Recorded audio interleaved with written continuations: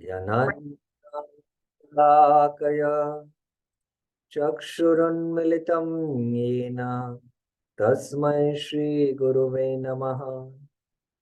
श्रीचैतन्यमनोभीष्टं स्थापितं येन भूतले स्वयं रूप कदा मह्यं ददाति स्वपदान्तिकम्।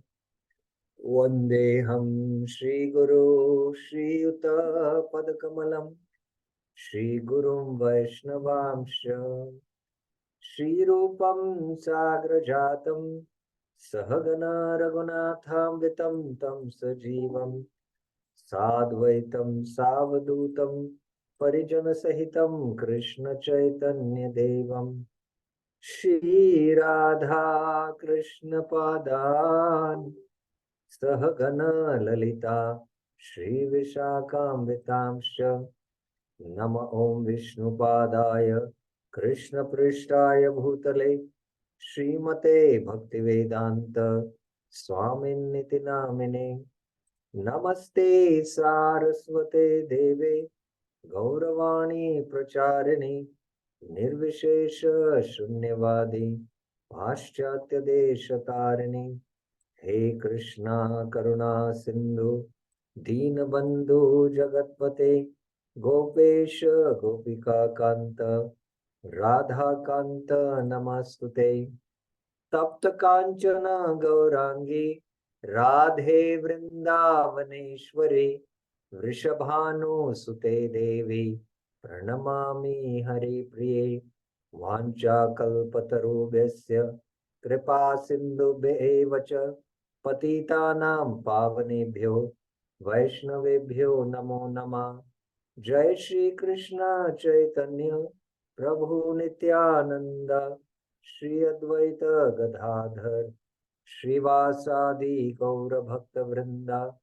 हरे Krishna Krishna Krishna Hare Hare Hare Ram Ram Ram Hare Hare.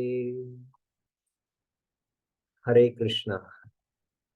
So welcome to the Isopanisad bhaktisashtri class. In the last class we completed mantra 10, the third section we have been discussing, and today we will be discussing the last of the mantras in this section, that is mantra 11. Because 9 to 11 there is a particular theme in the Isopanishads which we saw in the overflow, in the flow of the Isopanishads. So today we will see mantra 11.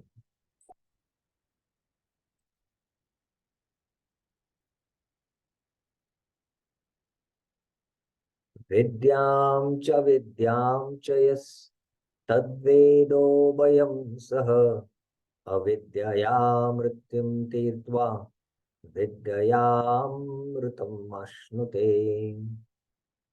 Only one who can learn the process of nescience and that of transcendental knowledge. Vidya cha avidya cha yas. Side by side can. Tad vedo ubhayam saha. Side by side. Transcend the influence of repeated birth and death. Avidyaya mrityum tirtva. And enjoy the full blessings of immortality. Vidyaya amrutam ashnute. By avidya, we transcend the influence of repeated birth and death. And by vidya, we enjoy the full blessings of immortality.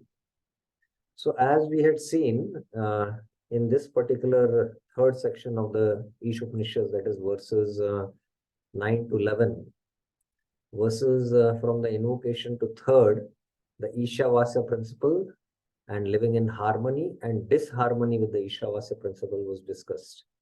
And mantras 4 to 8 spoke about how to understand the Ishwar by spiritual vision.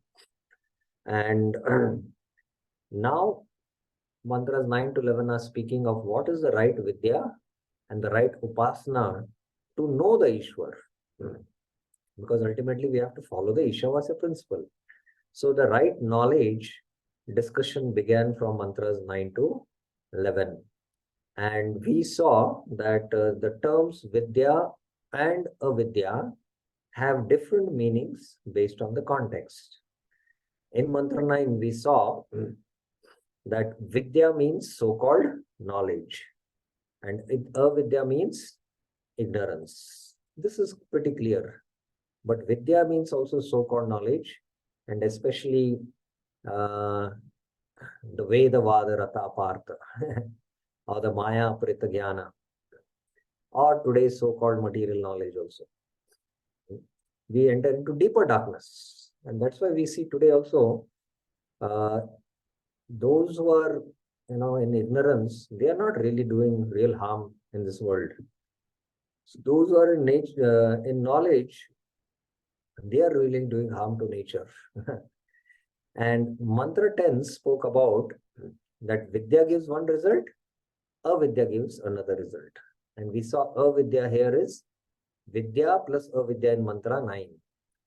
And Vidya here is devotional service. Now Mantra 11 is saying that both Vidya and Avidya are required. And here Vidya means devotional knowledge and Avidya means material knowledge essential for living in material world. So that is the meaning of Avidya here. Let us see what Prabhupada culture of knowledge, Vidya, Avidya, culture of nescience is. Only one who can learn the process of nescience and that of transcendental knowledge side by side. Yeah. Oh, okay. We have went through the translation. So mantras 9 to 11, Avidya takes to darkness and Vidya takes to greater darkness. Vidya gives one result and Avidya gives another result. And now mantra 11 is saying Vidya and Avidya together grant immortality. So here the meaning of Avidya is material knowledge essential for living in this world. Sometimes we can be too much focused on the spiritual, but right now we are in the material world. And to go to the spiritual energy, we have to maneuver through the material. So we need to know the material so that ultimately we can enter into the spiritual. Just like a boat which is caught in the ocean. And there are two things required. One is he has to somehow maneuver to the ocean and also know where is the land. If he is able to nicely maneuver in the ocean, but he doesn't know where his end destination is, that ultimately he has to reach the land, he's only expert in material knowledge, that will not help him because ultimately he has to reach the land. So both the knowledges are important. The knowledge of how to maneuver the boat in the ocean and also the knowledge to find out where is the land and ultimately reach the land. So that's why in Mantra 11, both Vidya and Avidya together grant immortality. So that is the point being made. So now let's come to the themes in the different paragraphs. So, Amrutam Ashnute, immortality is impossible materially. And the example is of Hiranyakashipu, which is Prabhupada discusses in paragraphs 1 to 5. And not only that, Prabhupada also gives logical and philosophical explanation in the modern context why immortality is impossible materially. First, he gives a Shastric example elaborately of the example of Hiranyakashipu. And the same thing also he will logically explain. So let us go to paragraphs 1 to 5. Okay, this is quite straightforward. We just have to go through this, and there are some important concepts which I will discuss from the slides. So we just go through this reading. So who will do the reading?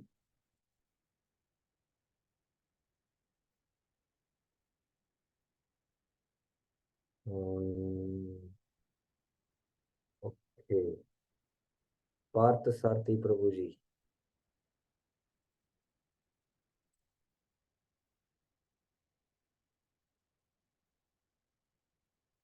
Yes, I have unmuted you.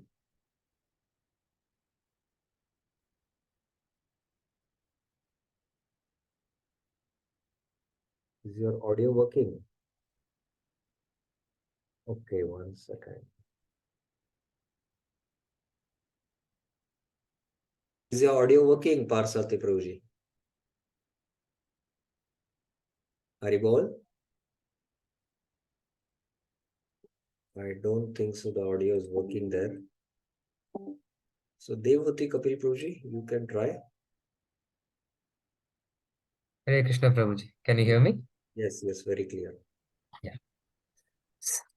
Since the creation of the material world, everyone has been trying to attain a permanent life, but the laws of nature are so cruel that no one has been able to avoid the hand of death. No one wants to die, nor does anyone want to become old or diseased. The law of nature, however, does not allow anyone immunity from old age, disease, or death. Nor has the advancement of material knowledge solved these problems. Material science can discover the nuclear bomb to accelerate the process of death, but it cannot discover anything that can protect man from the cruel hands of old age, disease, and death. Continue. From the Puranas, we learn of the activities of Hiranyakashipu, a king who was very much advanced materially. Wanting to conquer cruel death by his material acquisitions and the strength of his nescience, he underwent a type of meditation so severe that the inhabitants of all the planetary systems became disturbed by his mystic powers. He forced the creator of the universe, the demigod Brahma, to come down to him. He then asked Brahma for the benediction of becoming Amara, by which one does not die.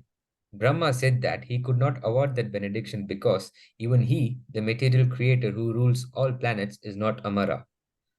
As confirmed in Bhagavad Gita 8.17, Brahma lives a long time, but that does not mean he is immortal. Continue. Another 2 paragraphs, 5 paragraphs you have to read. Hiranya means gold, and Kashipu means soft bed. The cunning gentleman Hiranyakashipu was interested in these two things, money and women, and he wanted to enjoy them by becoming immortal. He asked from Brahma many benedictions in hopes of indirectly fulfilling his desire to become immortal. Since Brahma told him that he could not grant the gift of immortality, Hiranyakashipu requested that he not be killed by any man, animal, god, or any other living being within the 8,400,000 species. He also asked that he not die on land, in air or water, or by any weapon. In this way, Hiranyakashipu foolishly thought these guarantees would save him from death. Ultimately, however, although Brahma granted him all these benedictions, he was killed by the personality of Godhead in the form of Narsimha, the Lord's half-lion, half-man incarnation, and no weapon was used to kill him, for he was killed by the Lord's nails. Nor he was killed on the land, in the air, or in the water, for he was killed on the lap of that wonderful living being, Narsimha, who was beyond his conception. The whole point here is that even Hiranyakashipu, the most powerful of materialists, could not become deathless by his various plans. What then can be accomplished by the tiny Hiranyakashipus of today, whose plans are thwarted from moment to moment? Continue Sri, last.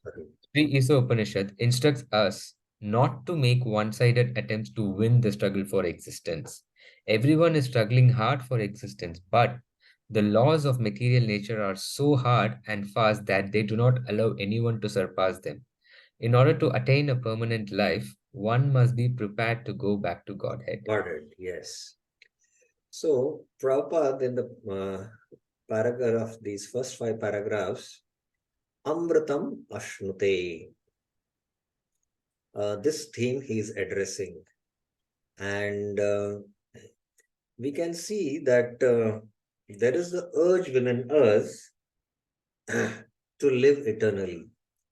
That is why everyone is endeavoring. Even a mosquito, if it comes near you and you try to attack it, it will somehow maneuver and try to escape. So this sense that I want to exist, you know, because my existence is eternal. Where is this coming from? It is coming from the soul, because the soul is eternal by nature. And that's why no one wants to die, Prabhupada is saying. And no one wants to become old or diseased. But the law of nature in this material world is that, we are caught up in this. And Uttara in her prayers brings out that. Very interestingly, Uttara in her prayers in the first canto, I think it is in the 7th chapter, no, 8th chapter, Yatra Mrityu Parasparam.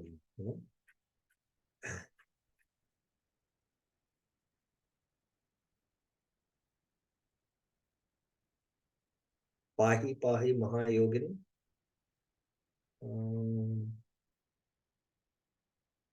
I think it is in the 7th chapter then.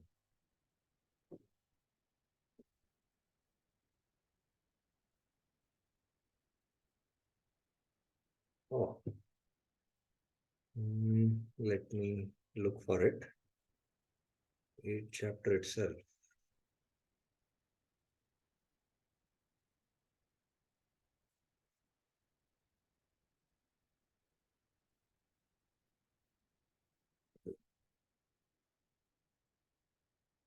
Yes, Pahi Pahi Mahayogin Deva Deva Jagatpate Nanyam Tad Abhayam Pashe Yatra Mrityu Parasparam. So, the threat for the death is always there in the material world, because we are in the combination of matter and spirit. Because by nature, spirit is deathless. But because of that duality, save me from the clutches of death in this world of duality.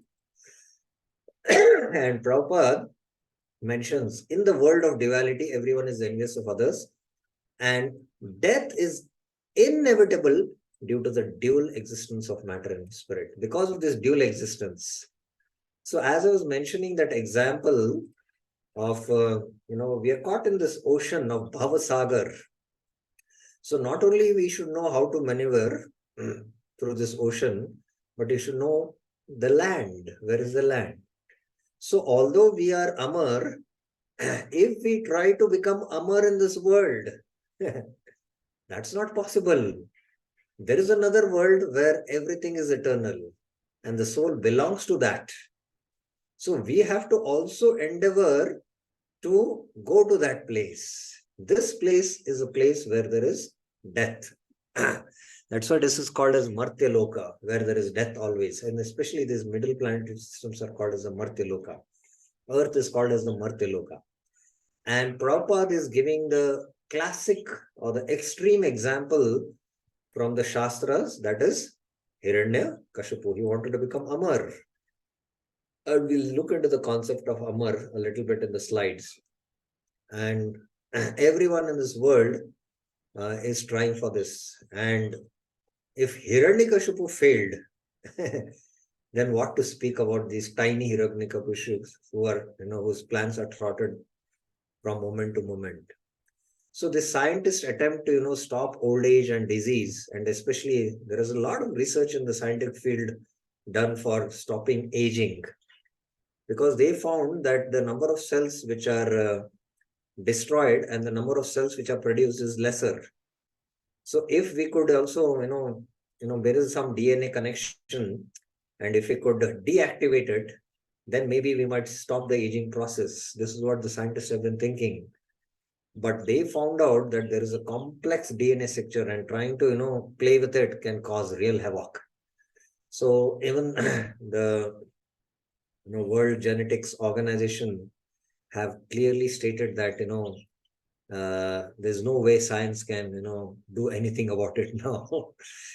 So this is the reality, and Prabhupada is explaining this, with the example of Hiranyakashipu. And that's why Prabhupada is saying one should not make a one-sided attempt for the struggle for existence. And we know that famous saying, the survival of the fittest. The survival of the fittest, the Darwin's theory.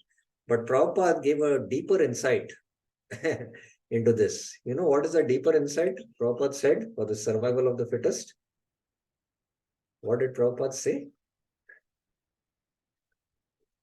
What Prabhupada gave a Shastric insight to it. Anyone knows?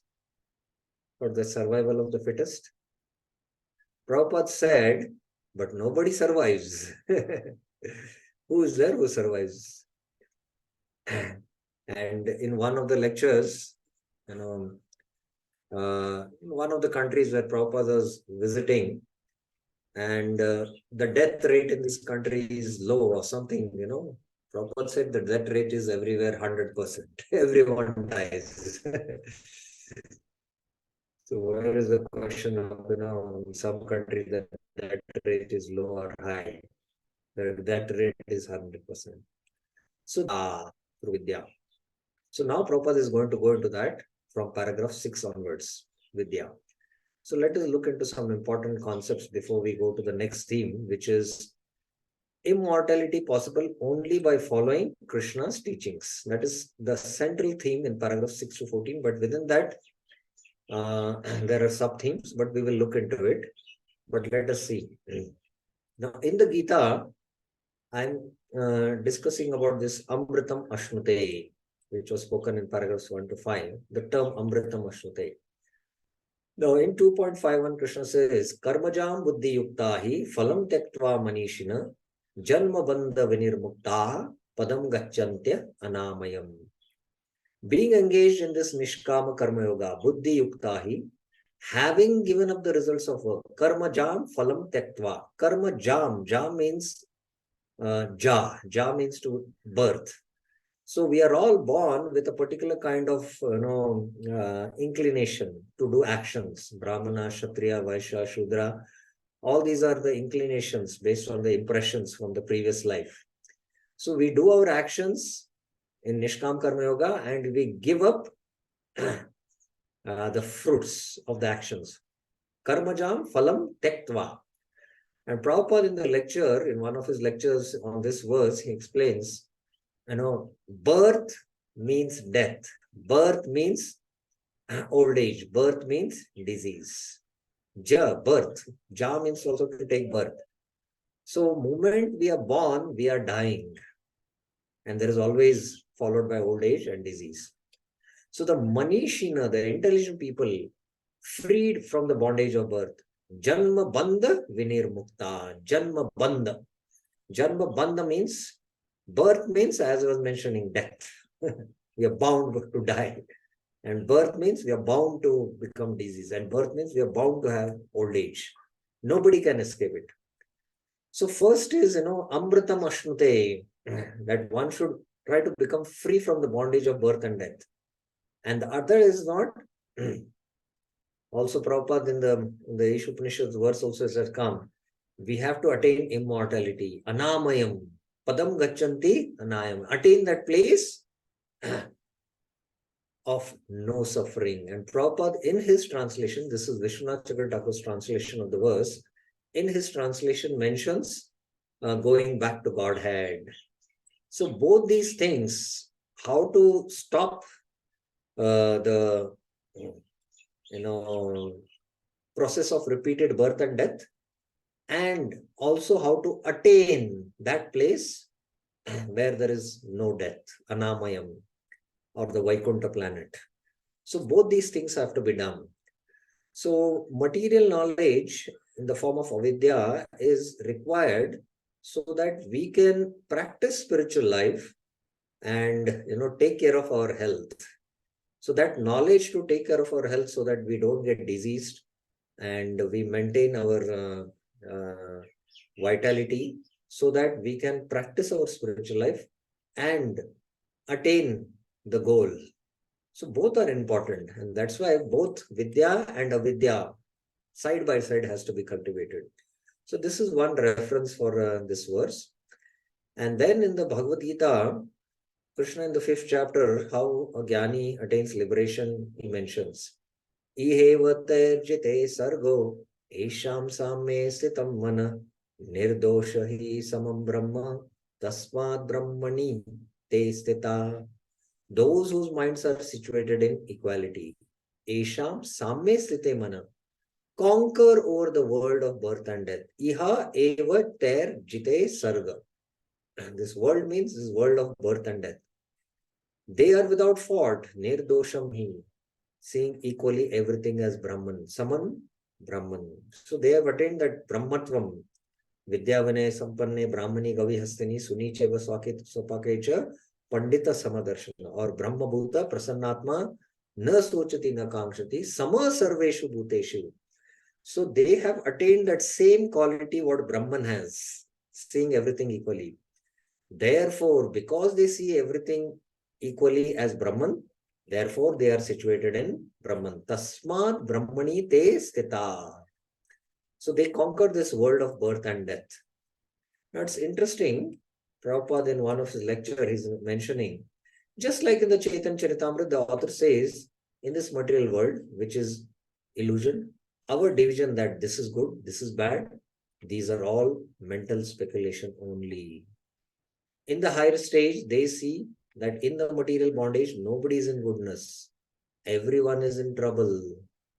So this material calculation, this is good, this is bad, this is happy, and this is miserable. In the transcendental position, they think that they are all equal. Because ultimately, the good is also binding, the bad is also binding. Because they're both born of material modes. So from the transcendental position, they are equal. Iheva ter jite sargo esham samye site mana. Prabhupada is quoting this 7th verse. Now, one who is situated in such transcendental position of mind, then iheva ter jite sargo. Then in this very body, he has conquered rebirth. So how is the process to conquer rebirth? That one has to become samam mana. He has to become, attain that equanimity. He has conquered rebirth. The whole position is that we want to stop rebirth in this material world.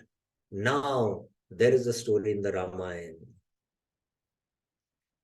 Now, at that time, this king inquired from that sage, Ahistam yattam punarjanma jayaya.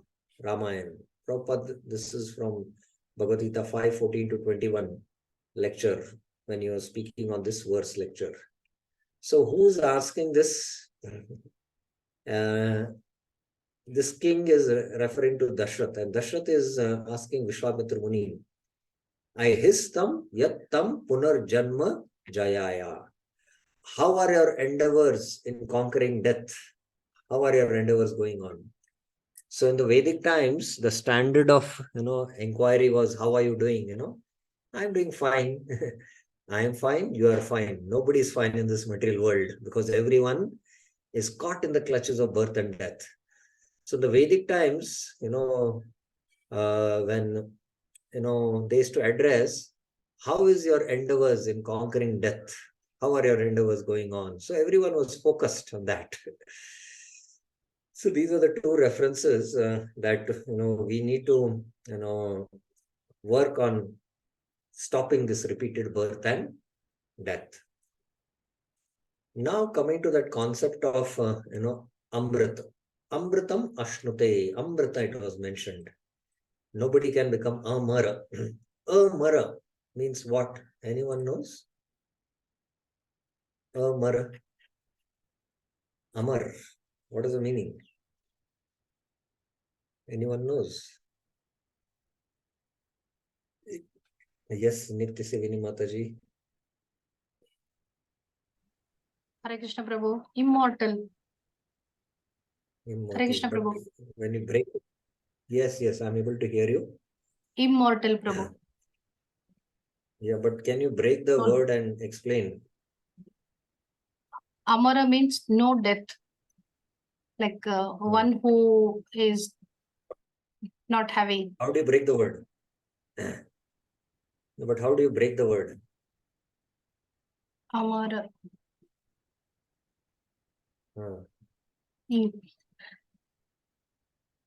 No, Prabhu.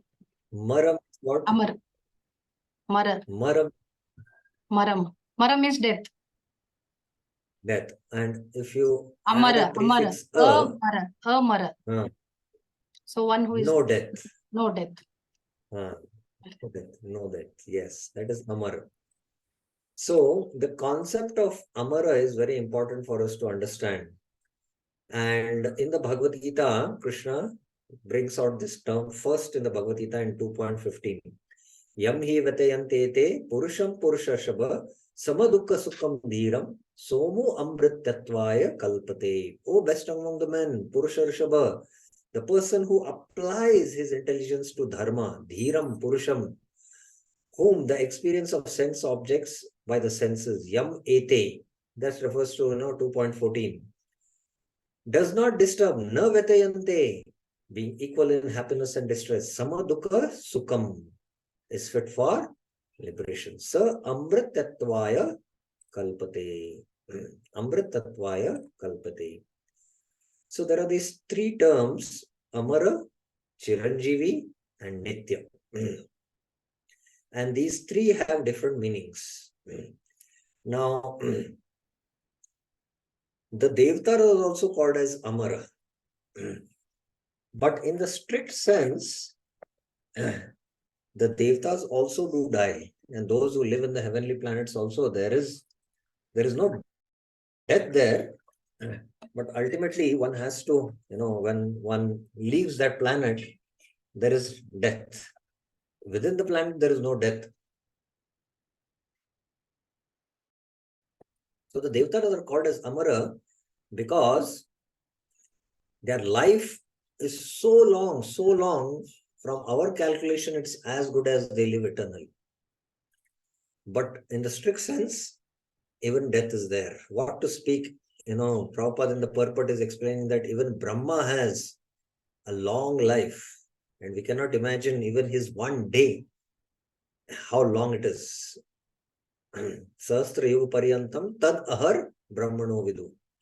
When the 1,000 yugas, chatur yugas, move in cycle, then it is just a day of Brahma, that is 12 hours. And that itself is unimaginable for us. Then there is something called as a Chiranjeevi. And we know that there are the 7 Chiranjeevis. Hanuman is one among them. But the real term is Nitya. Nitya means eternal.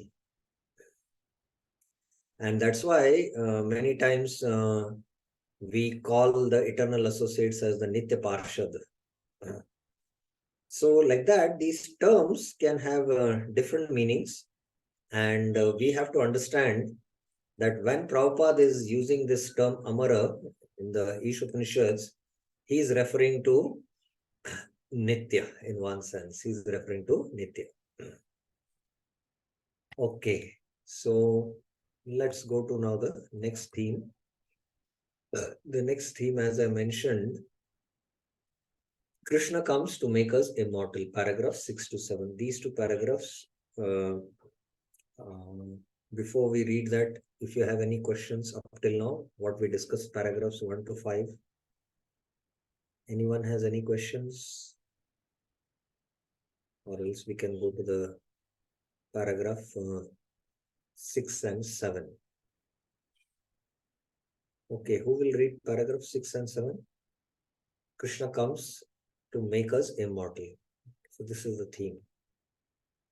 Shri Ram Prabhuji. Yes.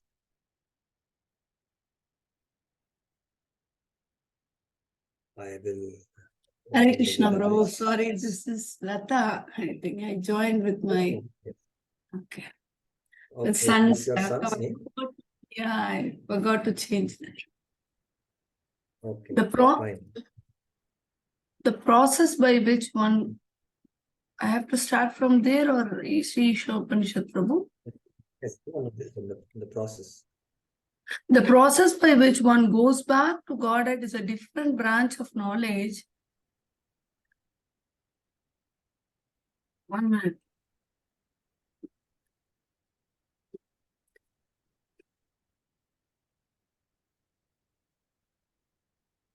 The process by which one goes. Yes. The process by which one goes back to Godhead is a different branch of knowledge, and it has to be learned from revealed Vedic scriptures such as Upanishads, Vedanta Sutra, Bhagavad Gita, and Srimad Bhagavatam. To become happy in this life and attain a permanent blissful life, after leaving this material body, one must study the sacred literature and obtain transcendental knowledge. The conditioned living being has forgotten his eternal relationship with God and has mistakenly accepted the temporary place of his birth as all in all. The Lord has kindly delivered the above mentioned scriptures in India and other scriptures in other countries to remind the forgetful human being that his home is not here in this material world. The living being is a spiritual entity and he can be happy only by returning to his spiritual home. Okay. From his Next kingdom, paragraph. the personality of God had sent his bona fide servants to propagate this message by which one can return to Godhead, and sometimes the Lord comes himself to do this work. Since all living beings are his beloved sons, his part and parcels, God is more sorry than we ourselves to see the suffering we are constantly undergoing in this material condition.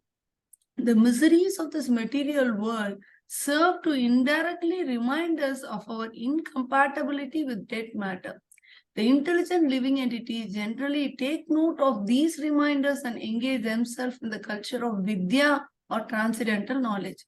Human life is the best opportunity for the culture of spiritual knowledge, and a human being who does not take advantage of this opportunity is called Naradhama, the lowest of human beings. Thank you, Prabhu. So here, in these two paragraphs, this main theme, what is the main term? Immortality possible only by following Krishna's teachings. So in that, Krishna himself comes to make us immortal. He comes himself and he comes in the form of the scriptures. He comes in the form of scriptures. So that are the 2 points here. That's why Prabhupada says it is a different branch of knowledge, the process of going back to Godhead. And it is revealed in the Upanishads, Vedanta Sutra, Bhagavad Gita and the Bhagavatam. And by following this, not only will we be happy in this life, but we'll also attain a permanent blissful life after leaving this material world. And that is a different part of the Vedas.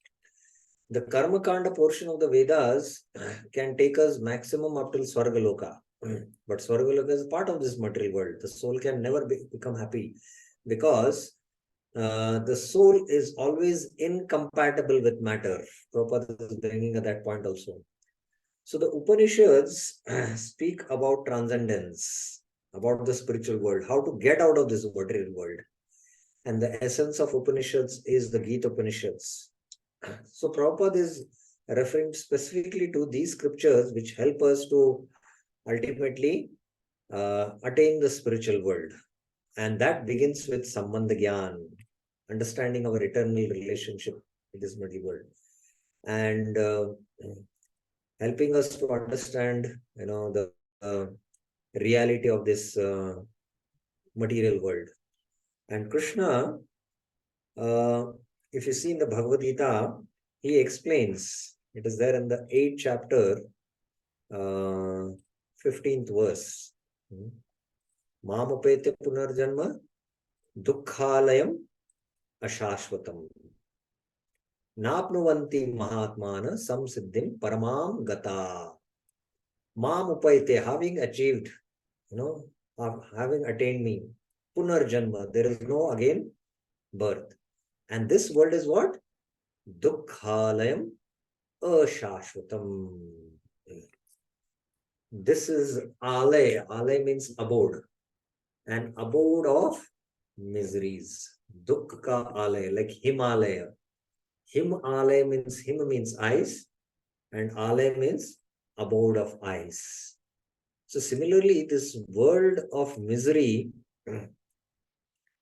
in this world of misery, if you're trying to, attain happiness, then it's never going to work. That is the first point. The second thing is it is ashashvatam. It is temporary. It doesn't exist eternally.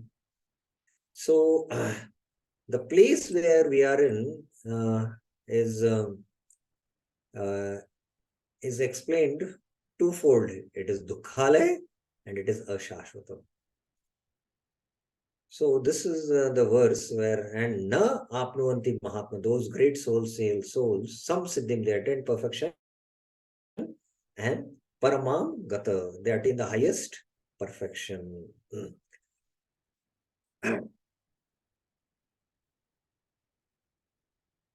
So this material world is, not our home. This world is a world filled with only miseries, dukkha. And it is very interesting that the conditioned soul has been trying to become happy in this material world. And although repeatedly he experiences frustration in his desire to remain happy, but yet he doesn't give up that desire to be happy in this material world.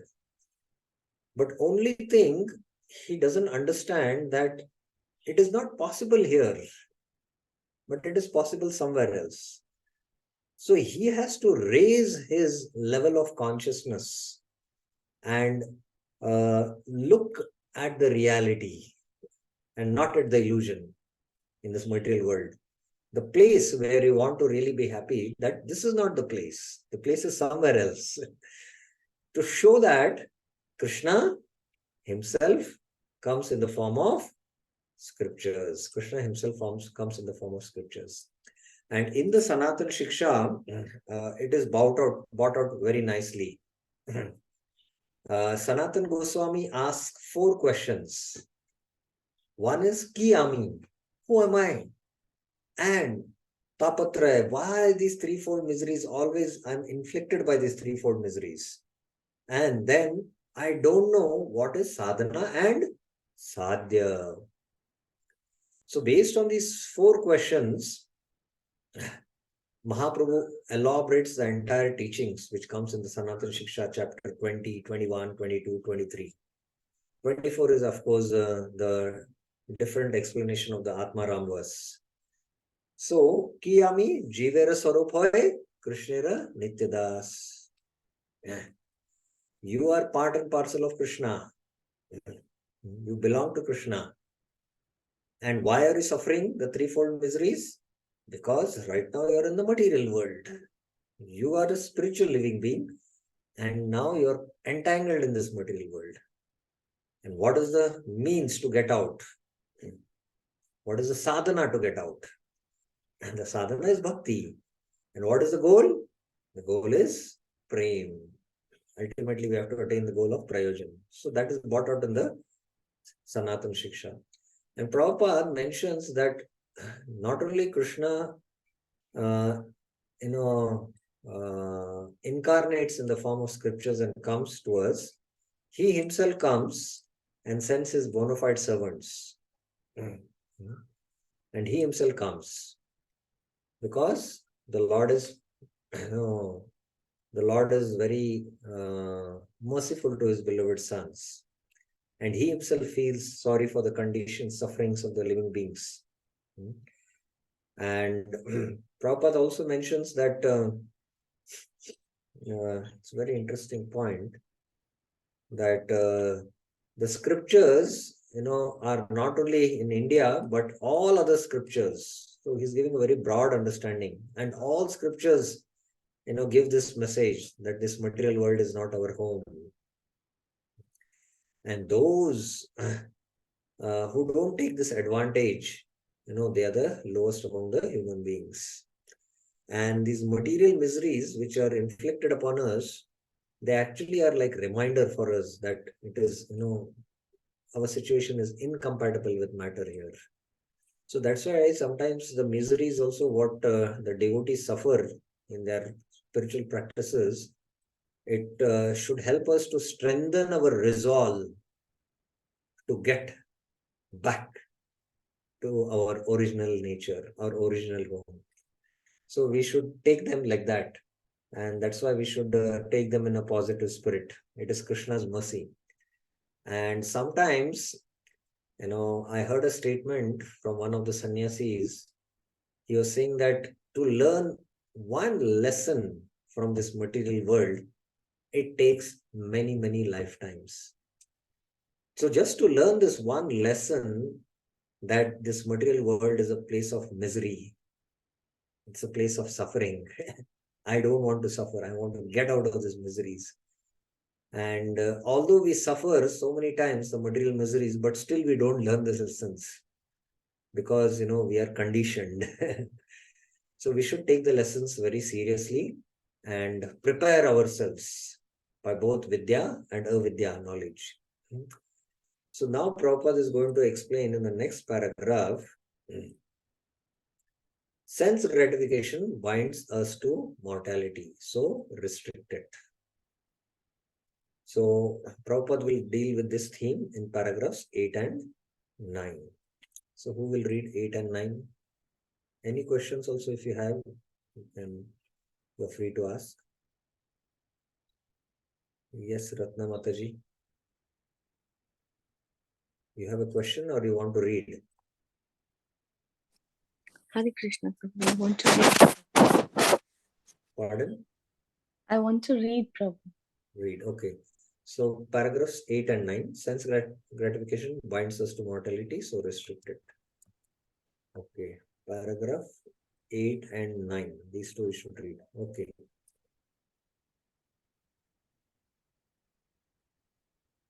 The path of avidya, or advancement of material knowledge for sense gratification, is the path of repeated birth and death.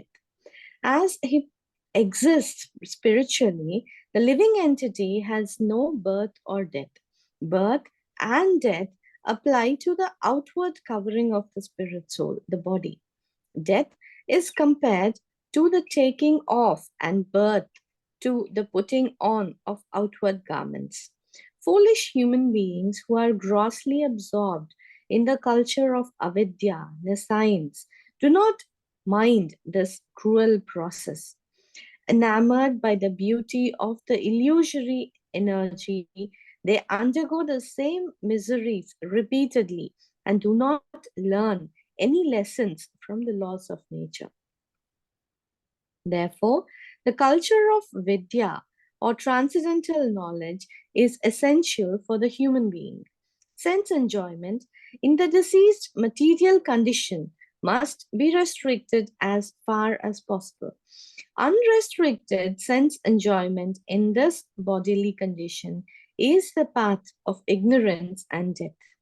The living entities are not without spiritual senses. Every living being in his original spiritual form has all the senses, which are now materially manifested, being covered by the material body and mind. The activities of the material senses are perverted reflections of the activities of the original spiritual senses.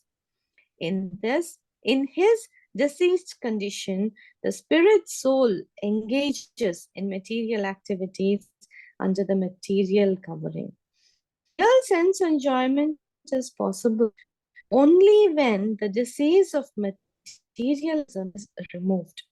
In our pure spiritual form, free from all material contamination, real enjoyment of...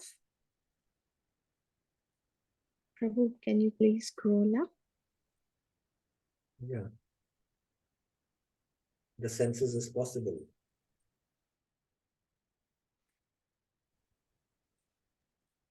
You're able to see or no? Yes, Prabhu.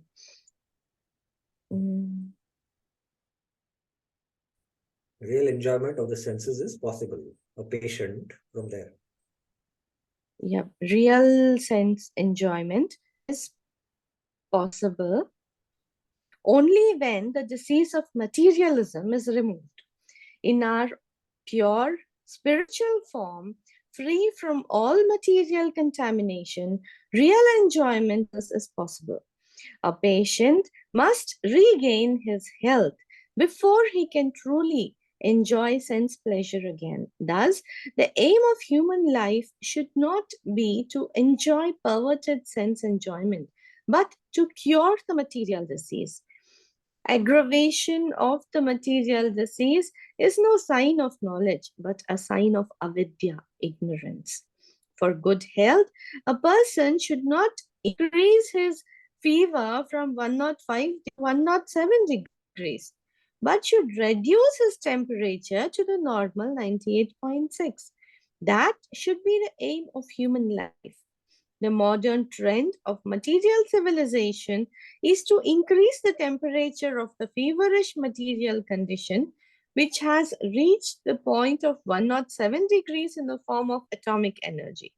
Meanwhile, the foolish politicians are crying that at any moment the world may go to hell. That is the result of the advancement of material knowledge and the neglect of the most important part of life, the culture of spiritual knowledge. Sri Isopanisad herein warns that we must not follow this dangerous path leading to death.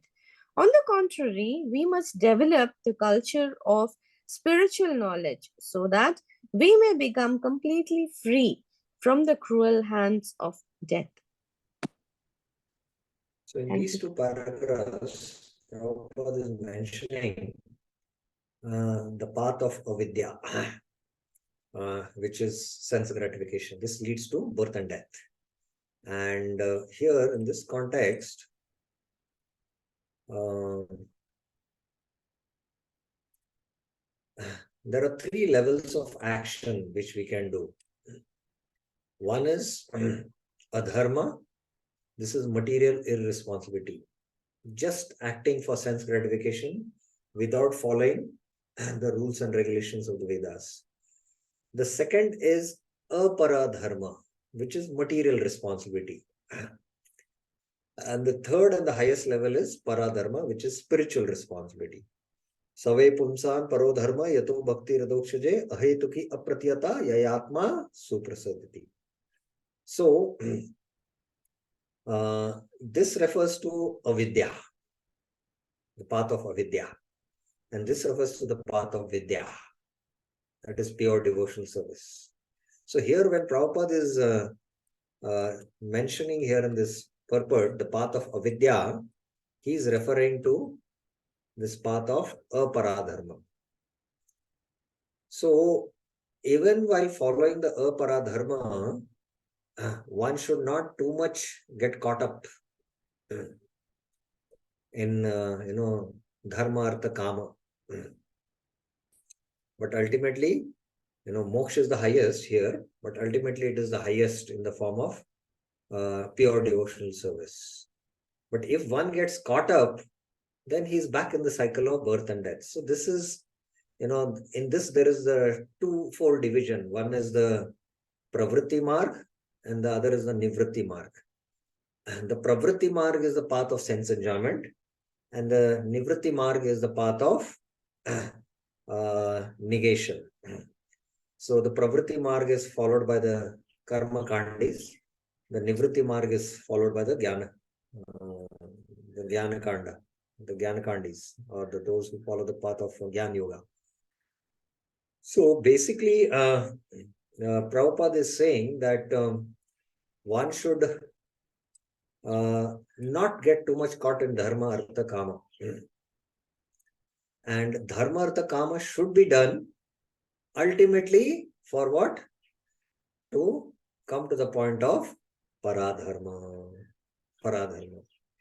So there are, the highest dharma, that is, paradharma is mentioned as kaitava dharma. Anything short of pure devotional service can satisfy neither Krishna nor the soul. So here even moksha is included. Dharma, artha, kama. Dharma pujita kaitavo paramo nirmatsaranam satam. So even in the kaitava, the dharma, artha, kama, moksha is also included. So moksha can neither satisfy the soul nor it can satisfy Krishna, because the soul and the Supreme Soul have a very intimate, loving relationship. So one should cultivate vidya, that is the parodharma. At the same time, one should, cultivate avidya as much as it is necessary to maintain oneself in this material world. and not expand, whatever is required for sustenance, one should maintain that so that he can ultimately practice parodharma. So there are, three, views of how, the senses we can see. The karma, the path of karma abuses the senses. Abuse senses for material purpose. It is natural. Because naturally the senses flow towards the sense objects. But it is binding. It is binding. And that's what Prabhupada is bringing out the points in the purport in paragraph 6, 7 and 8. The path of jnana rejects senses for either on material, spiritual purpose. This is non-binding, but it is unnatural.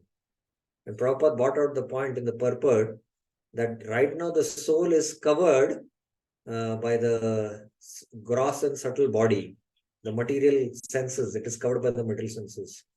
And there is a real enjoyment. The real enjoyment is in the uncovering of the spiritual material senses and the covering of the manifestation of the spiritual senses. So both are rejected in the path of Gyan. So although the path of Gyan is non-binding, but it is unnatural. And the glory of bhakti is what? Use the material senses for spiritual purpose. So when we use the material senses for the spiritual purpose, by the process of sadhana bhakti, kriti sadhyat bhave sadhya, sa sadhana vida. One thing is the senses require engagement. So we engage in sense enjoyment, it will bind us. If we artificially try to negate them, then it is unnatural. We use the senses in superior engagement. So two things happen. One is we get naturally happy and there is purification of the senses. So it is natural and liberating. So with the practice of sadhana bhakti, the covering of the material senses is completely removed and the awakening of the spiritual senses happens. At the end of practice of sadhana bhakti, the spiritual senses are awakened and then real enjoyment begins. As Prabhupada says, real enjoyment begins. Okay. Now the next theme, Prabhupada spoke about this, one should not increase the fever for good health, but one should decrease the fever. And there is this famous pastime Prabhupada told in Japan about how the owner of the house, lady, she had fever and the doctor had come to see her. And the servant also had fever. And the doctor saw, he examined both of them. So the owner had 102 fever and the servant had 104 fever. So then she started complaining, I am the owner, why she has more fever? I should have more fever. So the material, civilization, it is a path towards increasing the fever. More and more, economic development, more and more sense gratification. But all this is leading where? It is leading to a dangerous path leading to death, as Prabhupada is mentioning. So that's why one should, try to decrease the fever and not increase the fever. Ultimately, all this path of sense enjoyment, we commit horrible sins, and then it leads to, development of, as Prabhupada is saying,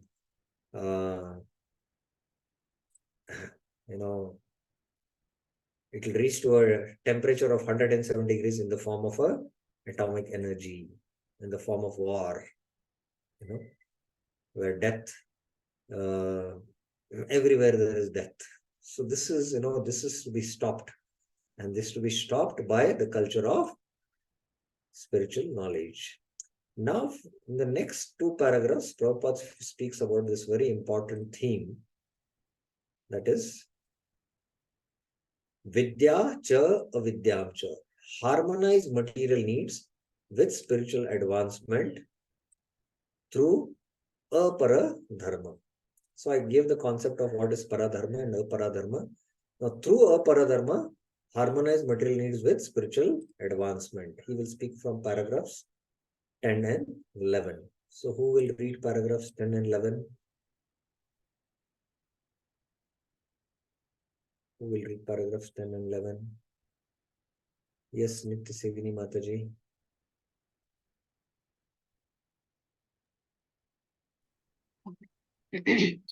This does not mean that all activities for the maintenance of the body should be stopped. There is no question of stopping activities, just as there is no question of wiping out one's temperatures altogether when trying to recover from a disease. To make a best use of a bad bargain is the appropriate expression. The culture of spiritual knowledge necessitates the help of the body and mind. Therefore, the maintenance of the body and mind is required if we are to reach our goal. The normal temperature should be maintained at 98.6 degrees, and the great sages and saints of India have attempted to do this by a balanced program of spiritual and material knowledge. They never allow the misuse of human intelligence for disease sense gratification. Shall I read? Human activities. Yeah, this paragraph. Human activities diseased by a tendency toward a sense gratification have been regulated in the Vedas under the principles of salvation. This system employs religion, economic development, sense gratification, and salvation. But at the present moment, people have no interest in religion or salvation. They have only one aim in life, sense gratification. And in order to achieve this end, they make plans for economic development. Misguided men think that religion should be maintained because it contributes to economic development, which is required for sense gratification. Thus, in order to guarantee further sense gratification after death in heaven, there is some system of religious observance. But this is not the purpose of religion. The path of a religion is actually meant for self-realization, and economic development is required just to maintain the body in a sound, healthy condition. A man should lead a healthy life with a sound mind just to realize Vidya, true knowledge, which is the aim of a human life. This life is not meant for working like an ass, for culturing, avidya for sense gratification. So here Prabhupada mentions that now he starts discussing about avidya, how both vidya and avidya should be cultivated together. So for practicing paradharma, the body, this body is called as a sadhaka sharira. This body is meant for sadhana. So by maintaining this body properly, then we can perform sadhana and attain siddha, perfection. So this sharir itself is called as a sadhaka sharir. So that's why Prabhupada is saying maintenance of the body should not be stopped. There is no question of stopping activities. And Prabhupada is continuing the same example of this degree of fever. There is no question of wiping out the temperature altogether. If you wipe out the temperature altogether, then it will cause death. When you're trying to recover from disease, you should not completely wipe out the temperature. If you wipe out the temperature, then there is death. And Prabhupada, gives another example of cataract in order to, refute Buddhism, annihilation, and they want to annihilate everything. The existence of our own existence also they want to annihilate. So he says that, if one has a cataract and he's not able to see, then the doctor should operate the cataract. It's not that he removes the eyes. That will not solve the issue. So similarly, to stop the disease means not to completely, wipe it out. We have to, try to recover from the disease. And then he uses this famous maxim to make the best use of the bad bargain. So the living entity, I'm using the word living entity. So living entity, Prabhupada says that, the soul is now living in this material body. And the material body is matter, both the mind and the gross body and the subtle body. And there is difference between matter, which is inert, and the matter which is there within the living entity, because we are also in this gross and subtle body, right? So there is difference, because inert matter is, it is created and it deteriorates and there is destruction. Whereas the living entity, there is soul, which is in the gross and subtle body, it goes through, apart from these three transformations which ordinary matter goes through, it goes through three more. That's why there is called a Shadvikar. It grows. And it grows, and also it goes through a maintenance stage. Preservation, there is self-preservation. And then it also creates byproducts. It creates byproducts also. So there is difference between the living entity, that is the soul, which is entrapped in gross and subtle body, and between matter, just matter. Matter is just, going through the phases of creation, deterioration, and annihilation, destruction. Whereas the living being, whereas the soul is, encased in the gross and subtle bodies, it goes through maintenance, growth, and then byproducts. So we can see that, when there is a cut, the blood comes out, and then the body has a mechanism by which, the clotting stops. Now, scientists might say, there is a scientific way why this happens. But, we are into, not how it happens, but why. Because, the soul is living in the body. That is the reason. So we go to that. The soul is there. That's why it is happening. And the living being also grows. You can see that's why the child body grows into a youth body. But, today you have a laptop which is made of matter. And if you keep it for 10 years, it doesn't mean that, it's going to grow. It will become into a bigger laptop. Or in that case, when male and female come together, they give rise to byproducts. Both are matter in one sense. And it doesn't mean, carpenter has a male part and the female part, and he, combines the male and female part. It doesn't mean that it gives rise to other parts. It doesn't happen like that. So the living being now who is caught up in this matter, he has to make the best use of the bad bargain. He is now trapped in the gross and subtle bodies. So how to maintain the body? And the body, has to give rise to byproducts. That also should be done according to dharma. And the body is going to deteriorate. So what are the best,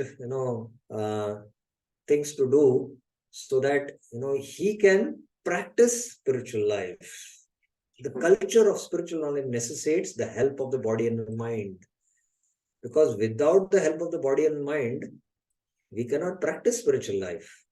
And therefore, maintenance of the body and mind is required to reach the goal. So I mentioned these Shad Vikars because where exactly,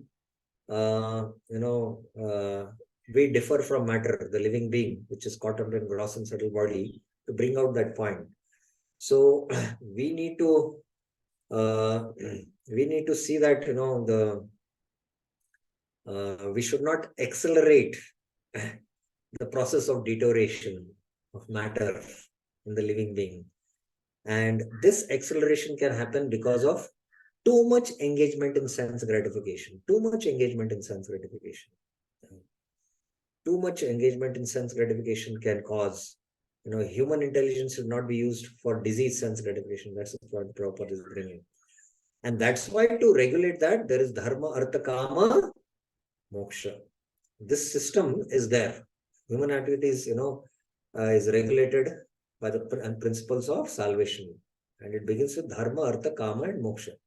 And Prabhupada is saying now people are interested in only what? Artha and kama. They have removed dharma and they have removed moksha. They are only interested in artha and kama. And, you know, to get kama also, you know, Prabhupada is saying, they have only one aim in life, calm, sense gratification. And in order to achieve this, they make plans for artha. And Prabhupada is speaking about misguided men think that religion is meant for dharma, is meant for artha. And they go further for this, you know, artha to kama to the highest degree in the form of enjoyment in the next life. This is highest level of sense gratification, if you see. So who is Prabhupada referring to here, this misguided men? Whom is Prabhupada referring to here? Who are these? Anyone? Think about it. Whom is Prabhupada referring there? Yes, Ratnamataji. Hare Krishna, Prabhu. Is it Yes. Karmakandis who want Yes. heaven, who want to achieve heaven? Yes. Not is it? It is. It is the Karmakandis. So those who are Vedavadarata, they are the misguided. They think that religion is meant for ultimately Kamatma Swargapara. They think. And this is not the purpose of learning. So Prabhupada is practically paraphrasing these verses from the Bhagavatam. Anyone knows which verses from the Bhagavatam Prabhupada is paraphrasing here?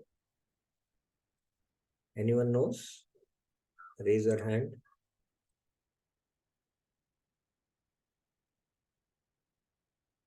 Which verses is paraphrasing?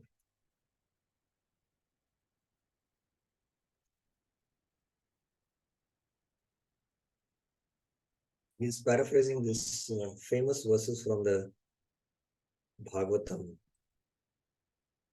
Dharmasya hi apavargasya narto arthaya upakalpate nartasya dharma ekantasya kamo labha hi smrita. Kamasya nendra pritir labho jiveta yavata jivasya tattva jigyasa narto yascheha karma bhi. And what is life meant for? Jivasya tattva jigyasa. Jivasya tattva jigyasa. What is the tattva? Vadanti tattva vidas. Vadanti tattva vidas. So Prabhupada is going to quote that in the last paragraph now. Okay, I'll read this. Now the last theme here is Vidya cha Vidyam cha, attain immortality through Paradharma. Paradharma was mentioned. Now how to attain Amrutam Ashnute through Paradharma, paragraphs 12 to 14. The path of Vidya is most perfectly presented in Srimad Bhagavatam, which directs a human being to utilize his life for inquiry into the absolute truth. Jivasya tattva jigyasa. The absolute truth is realized step by step as Brahman, Paramatma, and finally Bhagavan, the personality of Godhead. The absolute truth is realized by the broad-minded man who has attained knowledge and detachment by following the 18 principles of Bhagavad Gita described in purport to Mantra 10. The central purpose of these 18 principles is attainment of transcendental devotional service to the personality of Godhead. We brought out this point from Vishwanath Chakra Thakur's commentary, if you remember. Mai chananya yogena bhakti avyabhicharini. If one is practicing exclusive devotion, then he need not, all these other 18 qualities will come. The last two are exclusive for Gyanis, we said that. Therefore, all classes of men are encouraged to learn the art of devotional service to the Lord. The guaranteed path to the aim of Vidya is described by Srila Rupa Goswami in his Bhakti Rasamrita Sindhu, which we have presented in English as the nectar of devotion. The culture of Vidya is summarized in Srimad Bhagavatam 1-14 in the following words. Tasmadekena manasa bhagavan satvatam pati shrotavya kirtidavyascha dheya pujyascha nityada. Therefore, with one pointed attention, one should constantly hear about, glorify, remember, and worship the personality Godhead, who is the protector of devotees. So this is the path of Paravidya. Paravidya. Unless religion, economic development, and sense gratification aim towards the attainment of devotional service to the Lord, they are all simply different forms of nescience, as Sri Isopanisad indicates in the following mantras. So, when one takes up to Krishna consciousness, he is following the path of dharma. Artha will come. Artha will come because that is the sequence. When you start doing dharma, artha, kama, and moksha will start following you. So when artha comes, what should a devotee do? The devotee should use the artha in further advancement in Krishna consciousness. So if he's getting more Lakshmi from his business, then he should use it for book distribution, or for building a temple, or for printing Prabhupada books. So like that, the artha has to be used in parodharma only.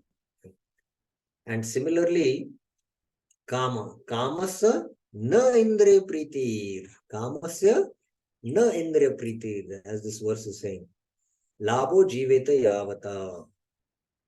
So one should desire only a healthy life of a self-preservation. Jivasya, because human life is meant for tattva jigyasa. Na artho yascha karmabi. Nothing else should be one's goals of life. So here Prabhupada also in the purport also he brings out these points, and the same thing he is bringing out in this here. Ultimately, we should be focused, one-pointed in our goal. That we should attain parodharma.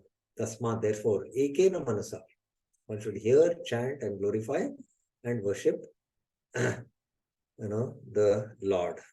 So ultimately, the aparadharma, we should not get caught up, but it is required for the maintenance of the body. And along with that, we should see that more and more we can perform the parodharma. And that's how Prabhupada gives his conclusion in this last paragraph. Okay, any questions, any clarifications for the last theme, what we discussed?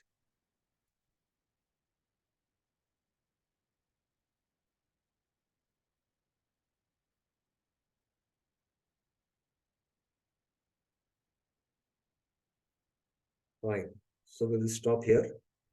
Now, there are only two more themes remaining. One is